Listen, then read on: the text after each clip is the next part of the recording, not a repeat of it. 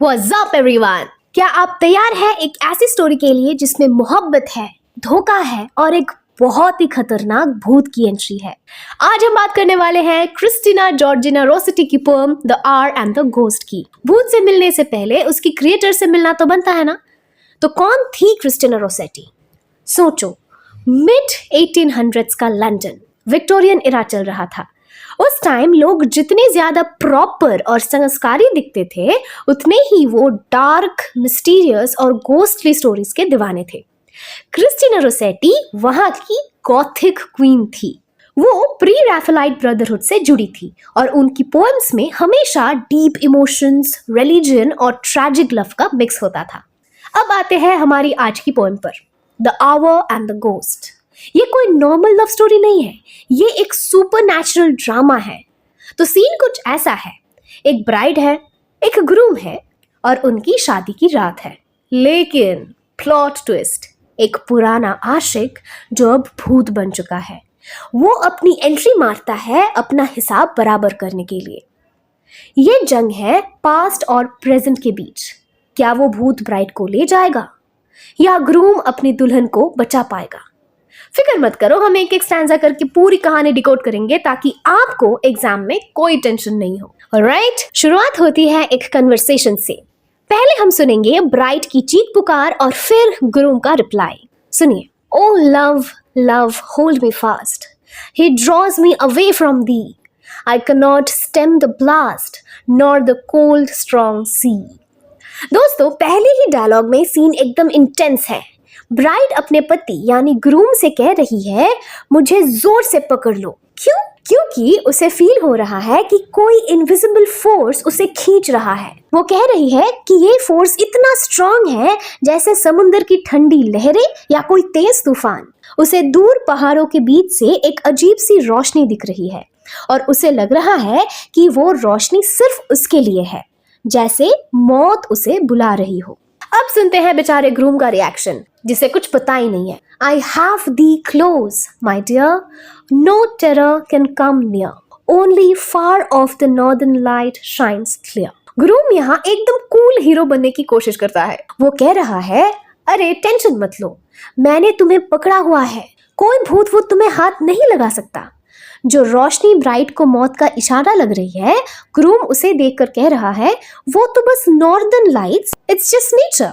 Basically groom को लग रहा है कि ब्राइड सिर्फ डर रही है, पर उसे ये नहीं पता बिहाइंड द सीन्स असली भूत की एंट्री हो चुकी है। अब आया है असली ट्विस्ट। ब्राइड और ग्रूम तो आपस में बात कर ही रहे थे, पर तभी बैकग्राउंड में एक ठंडी हवा चलती है और एंट्री होती है द घोस्ट की।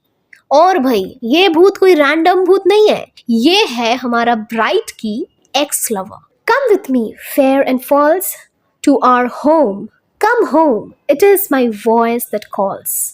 Once thou was not afraid when I wooed and said, come, our nest is newly made, now cross the tossing foam. तो भाई साहब, घोस्ट आते ही ब्राइड को एक्सपोज कर देता है। वो उसे कहता है फेयर एंड फॉल्स, मतलब तुम दिखने में तो सुंदर हो पर तुम धोखेबाज हो। घोस्ट उसे याद दिलाता है कि एक वक्त था जब तुम मुझसे नहीं डरती थी, जब मैंने तुम्हें प्रपोज किया था, यानी वूड। तब तो तुम बड़ी खुश थी, हमने साथ में सपने देखे थे, एक नया नेस्ट यानी घर बनाने का वादा किया था, पर अब तुम बदल गई हो। घोस्ट का कहना है, चलो अब बहुत हुआ, अब मेरे साथ चलो उस ऊपर जहां समुंदर की लहरें यानी टॉसिंग फोम हमें ले जाएगी। बेसिकली वो कह रहा है कि हमारा घर अब जिंदा लोगों की दुनिया में नहीं। इमेजिन कीजिए उस ब्राइड की हालत, एक तरफ उसका नया पति यानी ग्रूम जो उसे सेफ फील करा रहा है, और दूसरी तरफ ये भूत बाबाजी जो उसे पुराने वादे याद दिलाकर गिल्ट ट्रिप में भेज रहा है। अब तो सीन एकदम हॉरर मूवी के क्लाइमैक्स जैसा हो गया है। एक तरफ घोस्ट पुराने राज खोल रहा है और दूसरी तरफ ब्राइड बेचारी पूरी तरह फंस गई है। Hold me one moment longer, he taunts me with the past, his clutch is waxing stronger, hold me fast, hold me fast. अब ब्राइड की हालत एकदम खराब है। वो अपने हस्बैंड से भीख मांग रही है, मुझे एक पल के लिए और पकड़ लो। वो कह रही है कि ये भूत उसे टॉन्ट कर रहा है, यानी उसे पुराने धोखों के ताने मार रहा है।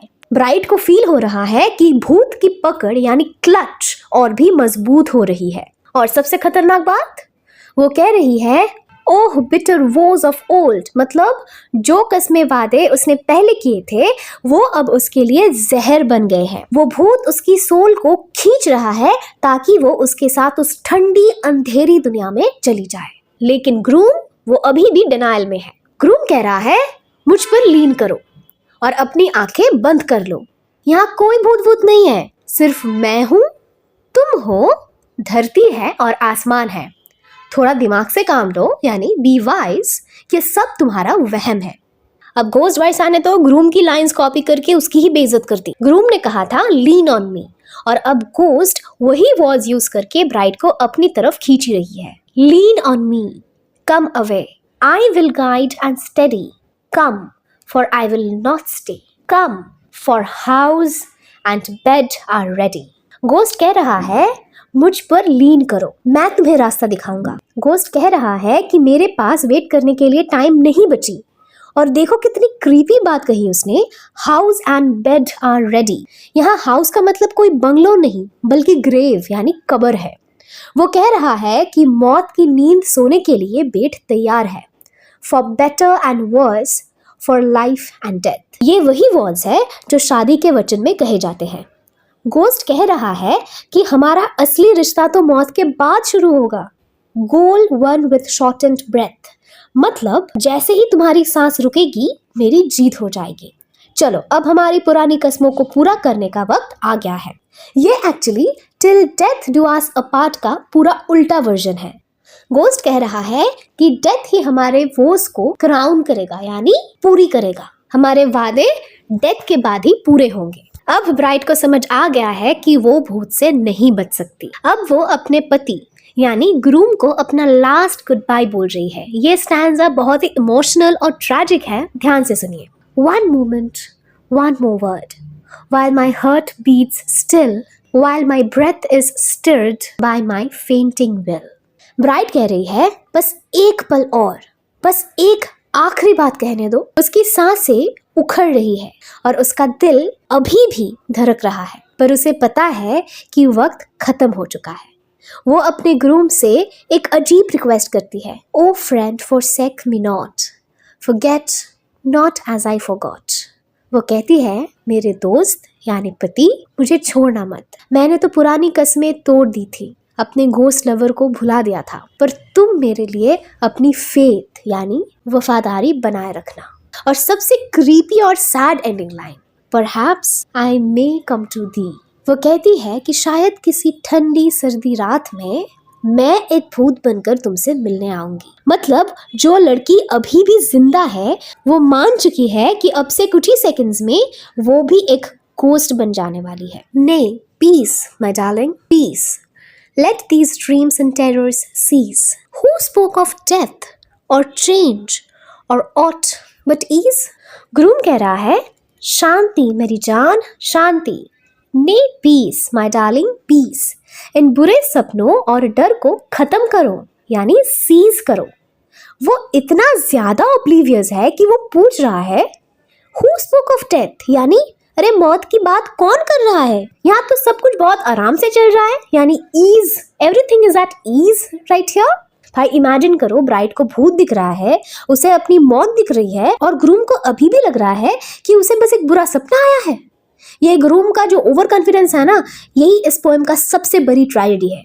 वो तो उस भूत को देख नहीं पा रहा जो उसकी ही आंखों के सामने उसकी ही दुल्हन को छीन रहा है। बूम, अब आता है भूत का असली रूप। घोस्ट ने ब्राइड और ग्रूम दोनों की ही हैप्पी एंडिंग की धज्जियां उड़ा दी है। O fair frail sin, O poor harvest gathered in, thou shalt visit him again to watch his heart grow cold।